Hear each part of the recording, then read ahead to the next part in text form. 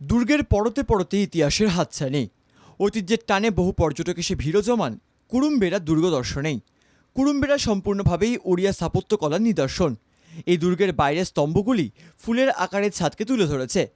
বাঁদিকের গম্বুজের পিছন দিকেই রয়েছে আরও কিছু গোলাকার স্তম্ভ। দুর্গের উত্তরমুখী প্রবেশের পথেই রয়েছে এক বিশাল দিঘি। রয়েছে 63টি ছোট কক্ষ, যা প্রায় 8 ফুট চওড়া। একসময় হয়তো জনসমাবেশ হতো এখানেই। কিছু জায়গায় মসজিদের সঙ্গে মিল পাওয়া যায় এই দুর্গে। রয়েছে পশ্চিম দিকে অবস্থিত একটি বেদিও, কিন্তু আজ পর্যন্ত কোনো প্রামাণ্য তথ্য পাওয়া যায়নি যার দ্বারা দুর্গ বা মসজিদের অস্তিত্ব নিশ্চিত করা যায়। কুরুমবেড়া দুর্গের নির্মাণ নিয়ে বিভিন্ন মত প্রচলিত।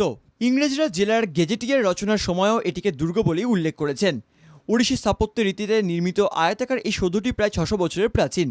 1438 থেকে 1470 সালের মধ্যেই ওড়িশার গজপতি সাম্রাজ্যের সূর্যবংশের রাজা কপিলেন্দ্র দেবের আমলেই নির্মিত হয় এই দুর্গ।